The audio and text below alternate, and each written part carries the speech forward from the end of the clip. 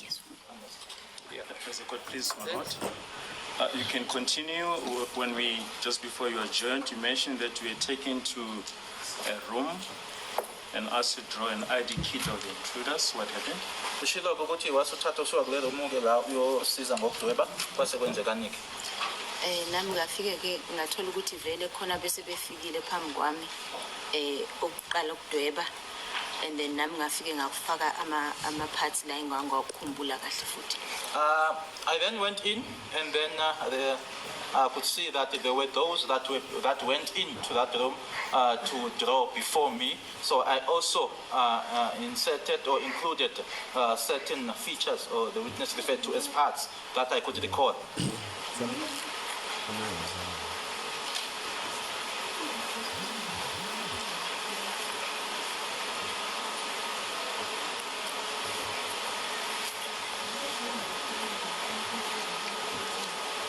Yes. And this was an identikit of which suspect?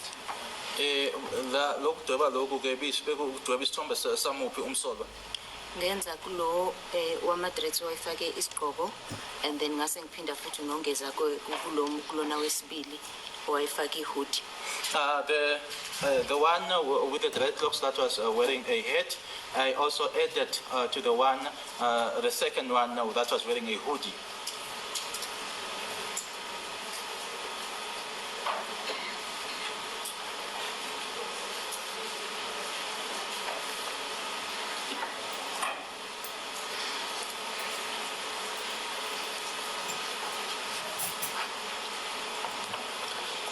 Now, can you just elaborate? If you say the second one was wearing a hoodie, when did you see that? Umungachaza-ke uma uthi owesibili owayifake ihoodie wabona nini lokho? Ngakubona mabengena endlini nabeqeda ukulandelana nje befika lapha edanini ephasithini. I saw it when they entered the house, just as they were following each other and getting into the dining room, the passage.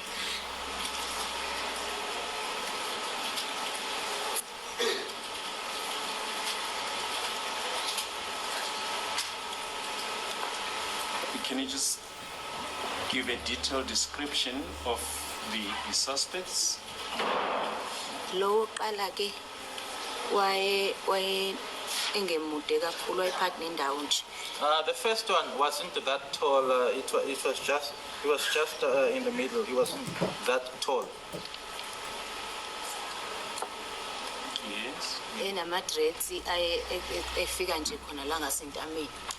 He had dreadlocks that until his dreadlocks was up to here, to his neck.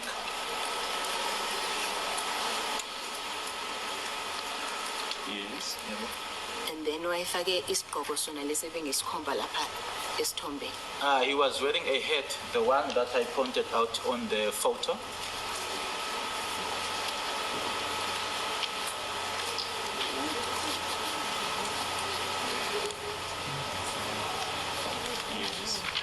Wayinamehlo amakhulu aphumele ngaphandle. He had big eyes and they were protruding to the outside.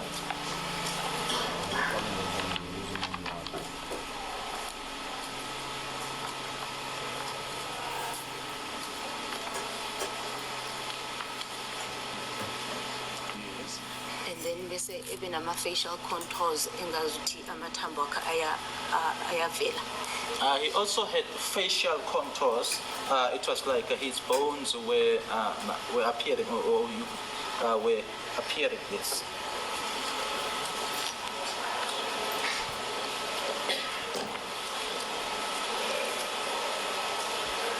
Should I say that the bones were visible? So visible.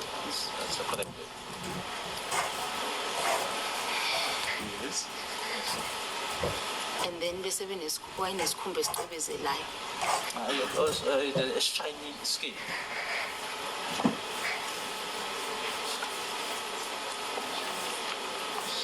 Yes. And then bese kuthi lo wesibili Can you give me a description of the second one? Yeah, correct. Lo wesibili wayemude. The second one was tall.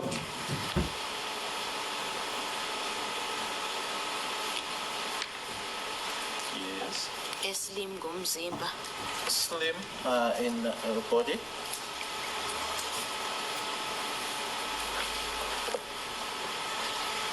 egqoke ihoodie, was wearing a hoodie.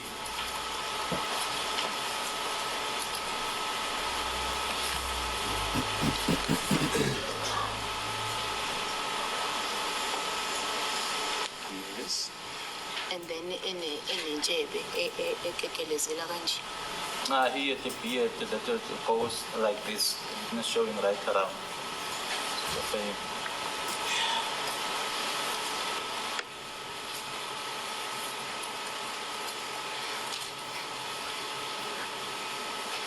Yes. Yeah, but Bona yonke ukhumbula. that's what I can recall.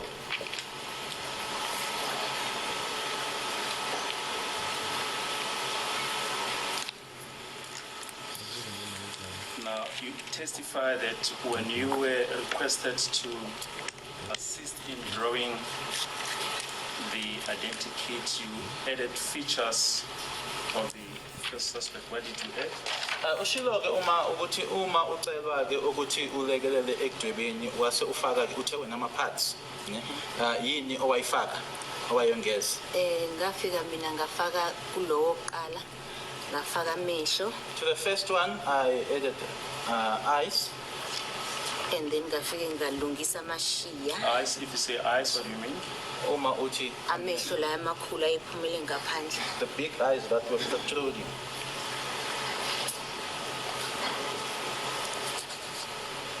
Yes.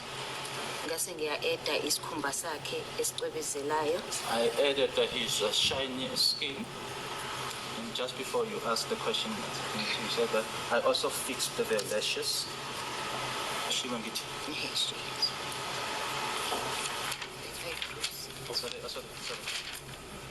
The eyebrows. Oh, the suspect? Lo kuqala. The first one.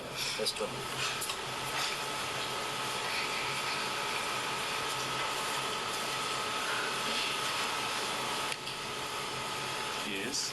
Yebo. And then nesigqoko, The hair as well as the head.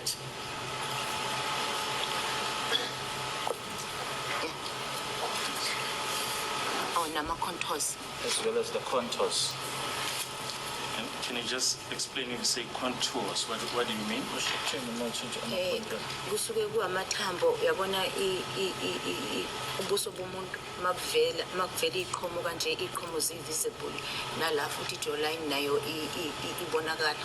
It is when you are able to see in the person's face that the bones are visible, as well as here on the jaws that you are also able to see, which is pointing to the jaws.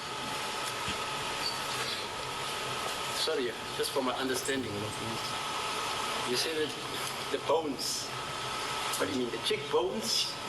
Oh, the forehead, Okay. what do you mean? Uma ukhuluma ngeiqhomo ukhuluma noma ukuthi noma uthi amathambo ukhuluma ngawaphi ubuza ukuthi ukhuluma ngesiphongo noma ukhuluma ngawaphi. Ngikhuluma ngeiqhomo ne-jawline konke nesiphongo bekuvela ku-distinctive. Ngizokubuza because basho iqhomo ama-cheekbones. Okay, referring to the cheekbones, the jaws, as well as the forehead, all of that was visible.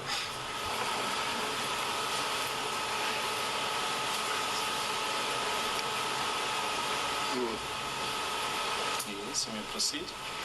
And then kwase kuthi kulo wesibili ngachaza ukuthi wayemude, and then wayenentshebe. On the second one, I then mentioned that he was tall, he had a beard,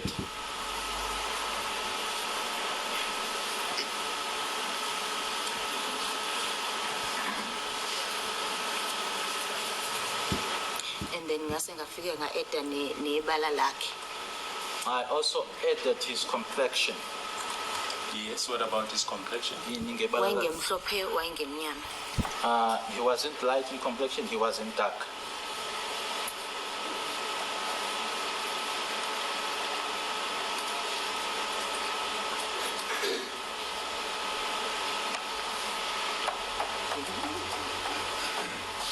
Yes. Lokho-ke. It's that. Yes, and what happened thereafter? Kwase kuthini-ke noma kwenzekanike emuva kwalokho? And then-ke masuka lapho base bethi sizodingeka ukuthi basithathe i-DNA. And then from there, they informed us that they would then have to take our DNA.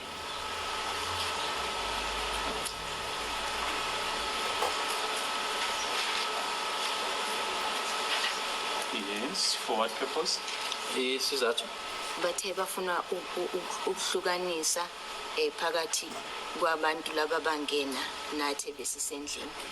They said that it was for elimination, to differentiate between us, or elimination between us as well as the intruders.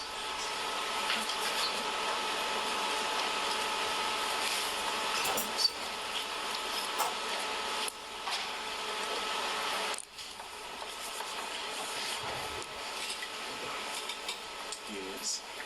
Yebo. Base besithatha nama-fingerprints futhi. They also took our fingerprints.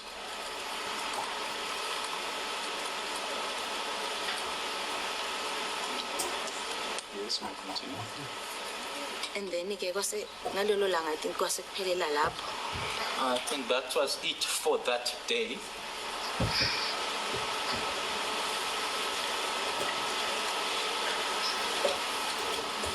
Yes. What happened on subsequent days? That was Kumalanga the Monday. What happened on subsequent days? alandelayo kwase kwenzekanike. And then-ke sabuyela ekhaya amaphoyisa ayilokhu efika ezos-update-a esi-check-a ukuthi si-right na besitshela nokuthi basabhizi nasendlini bayacwaninga. The police then kept on coming to update us and also to check on our well-being. They were also informing us they were still also busy at the house just now with their investigations.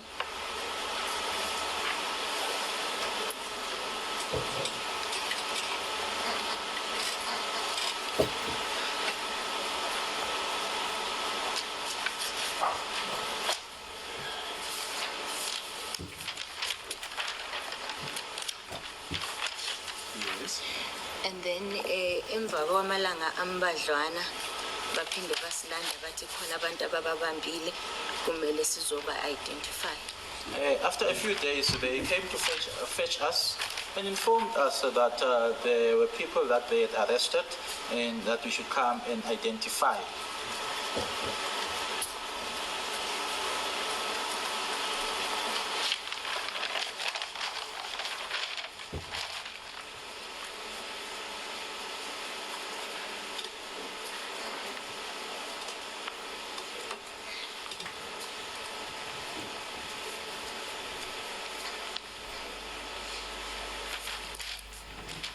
Do you remember on which day it was? Usakhumbula ilanga ukuthi ngaliphi ilanga?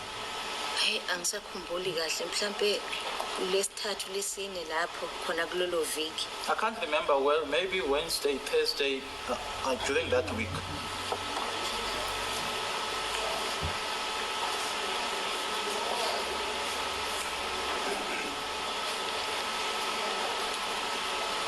Yes, you may proceed. And then ke masifika khona lapho bathi singene one by one sizobheka ukuthi khona yini sibabonayo. When we arrived there, they informed us that we would go one person at a time to see whether there was anyone or any that we could see. Just a minute.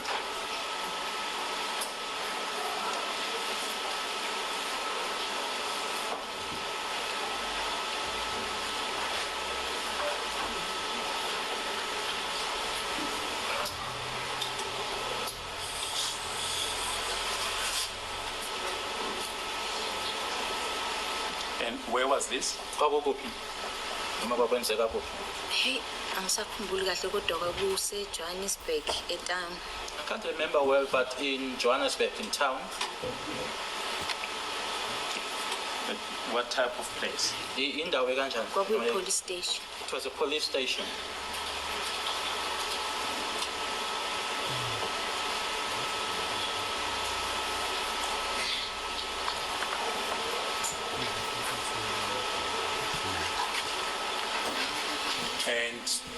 who were present on that day? Obani ababekhona ngalelo langa?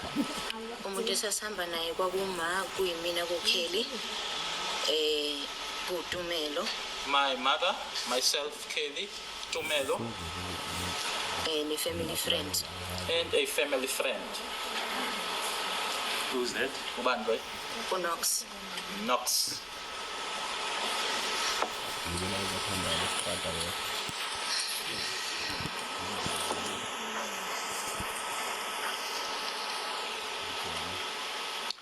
And before you attended the parade, where were you kept? In which room were you before you attended the parade? Ngaphambilini kokuthi uyongena kuleliya gumbi la uyokhomba khona-ke nanigcinwe kuphi noma nahleliswe kuphi? Khona nje iroom laliney'hlalo angilazi ukuthi walisebenziselani but laliney'hlalo nje safike sahlala khona. There was a room with chairs in it. I don't know what the room is being used for, but we got there and were made to sit in that room.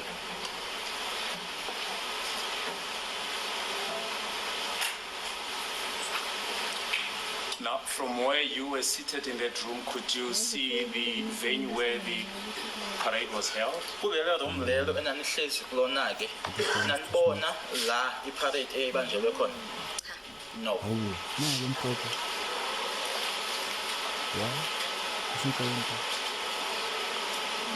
Yes, you may proceed. You say it was explained to you that you must go one by one, or one person at a time, to see if there's anyone that we can identify. Is that correct? Wathi u-officer loyo usho okubonayo. The officer said, say what you see.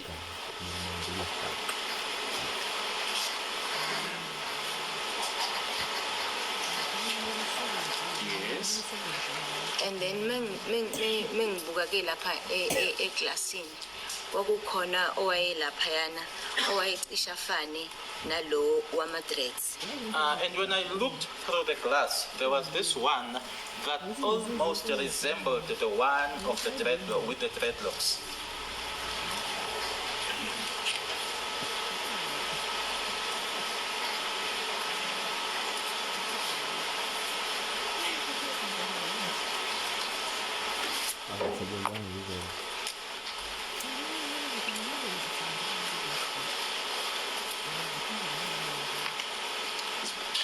But when you go there to the venue where the identity parade was held, was it explained to you what you need to do? Uma usufika lapho-ke kwigumbi lelo la iparade ebanjelwe khona-ke ingaba wachazelwa yini ukuthi yini ekufanele uyenze? Wathi nje uMr. Officer loyo shono okubonayo. The officer only said, just say what you see. Yes. And then mase ngifika mina laphayana ngase ngiyasho ukuthi lo ngimbona laphayana unawo yeba ama-dreads unawo ama-contours engiwabone kuloyana kodwa kusuyena. What I then said upon arrival there, that the one that I'm seeing there, yes, he's got dreadlocks, yes, he does have the contours, but it's not him.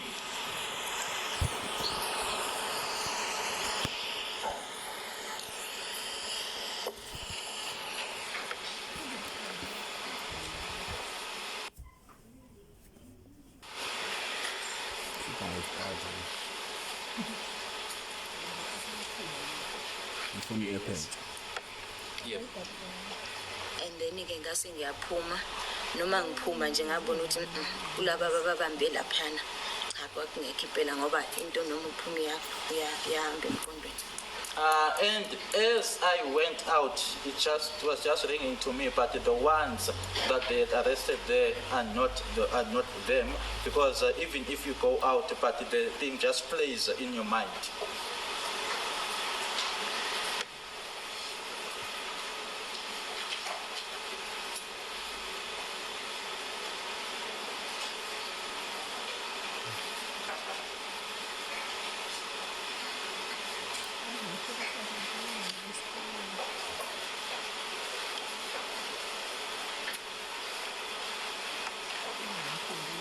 Yes.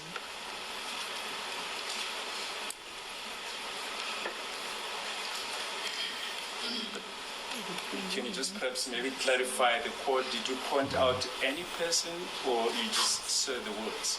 Ingabe awuchazeleke enkantolo ukhona yini owamkhomba noma washo lokhu oqeda kusho ukuthi wakusho ku-office? Ngacela mina ukuthi bambize asondele khona ngizobuka kahle eduzane ngoba babebekwe le kuthi. I requested that the person be brought much closer so I'd be able to see because they were far.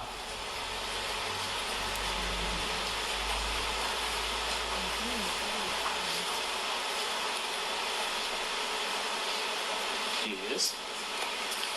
Ngase ngiyabheka-ke ngabona ukuthi khona ucisha afane kodwa kusuka. I then looked and could see that almost looks like him, but it's not him.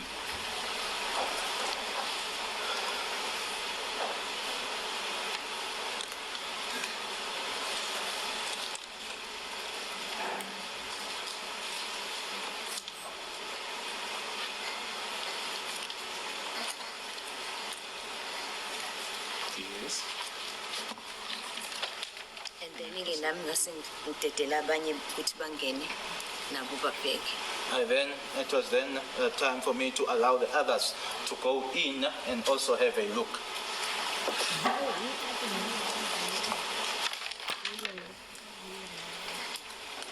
Was there a way that you could identify the people who were there in the parade? For instance, were there any numbers that you could use to identify them? Ingaba ayekhona yini amanamba ababenawo owawungawasebenzisa ukuthi ukhombe ukuthi sesibe unumber bani number bani?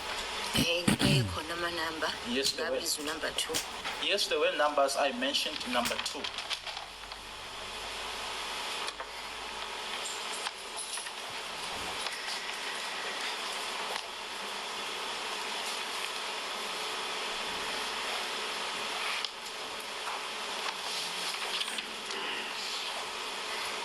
And just for the record purposes, number 2 as being which person? Wawuthi uma ubiza unumber 2 umchaza nanjengawuphi umuntu? Unumber 2 ngangimqhathanisa nalo ama-dreads. Ngene eqala endlini. I was comparing number 2 to number 2 to the person that with the dreadlocks that was the first one to enter the house.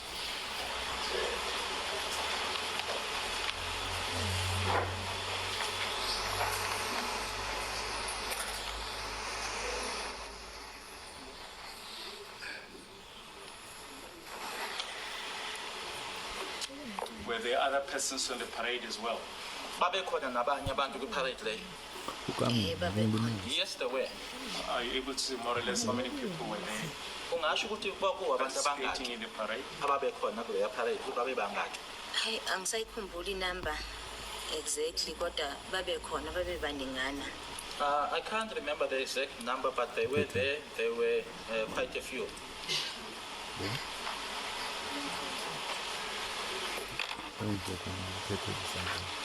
Yes, you may proceed. And What then happened thereafter? ke emva kwalapho sasesiphuma-ke sekuthiwa sesingakhululeka sekhaya. From there, we were then we went out, and then we were told we could now go home.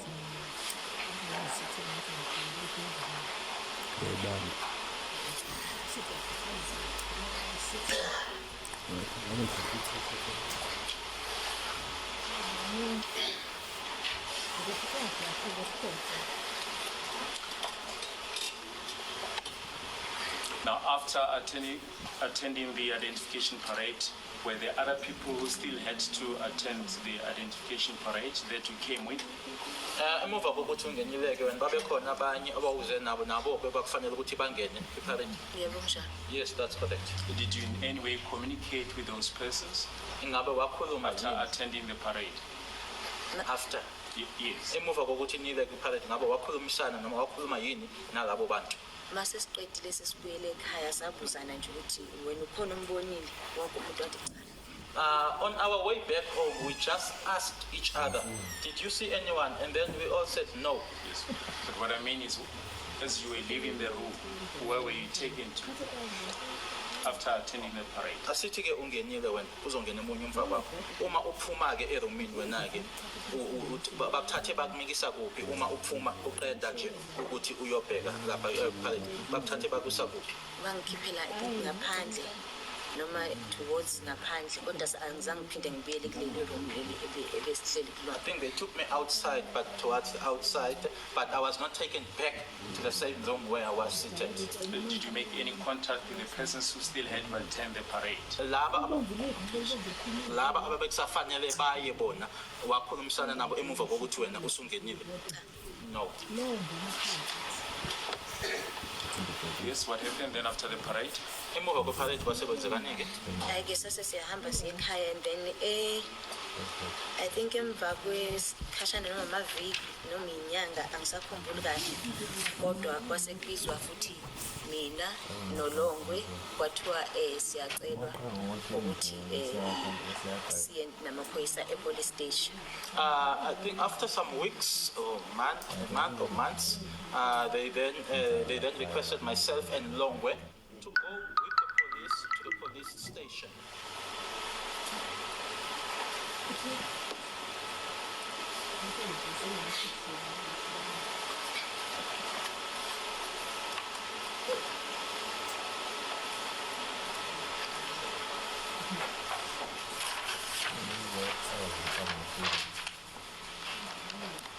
Yes.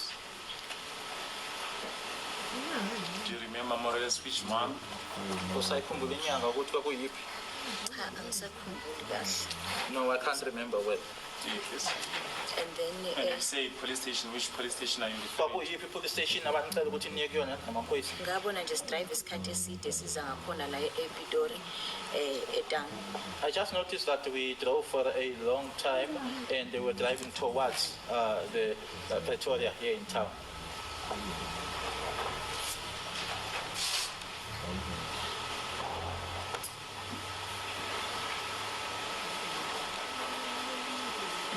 Yes.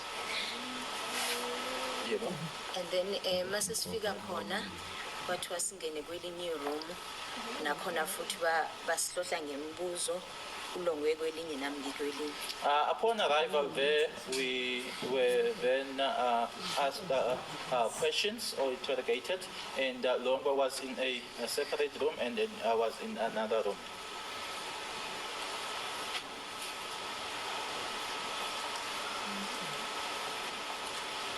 Yes. Yep. And then ke kwasekuthiwa bazocela amafoni ethu futhi okwesibili bazowabuyisa.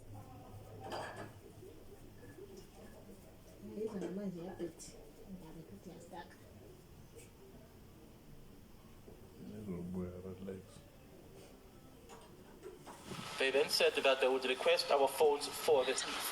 On the day of the statements, they took our phones.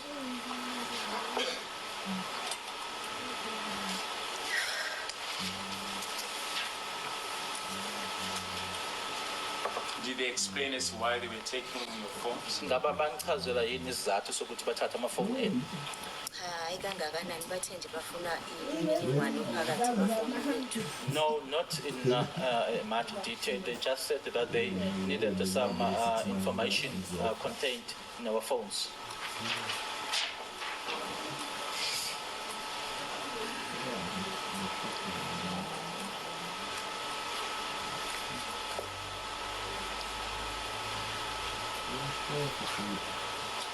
Yes. And then ke bawathatha and then sahlukana kanjalo saya ekhaya. They took the phones and then that's how we separated and we went home.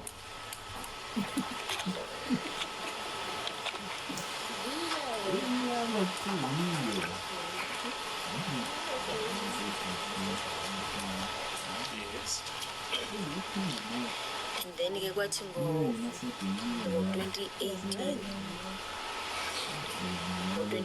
ngo-February Then in February of 2018,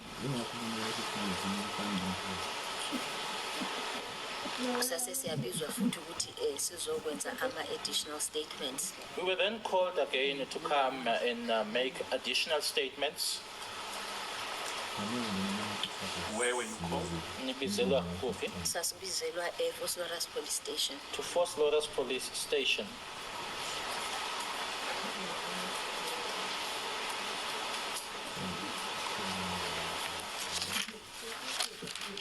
Yebo. And then safika khona safakwa futhi emarumini ahlukahlukene. On arrival there, we were placed in different or separate rooms.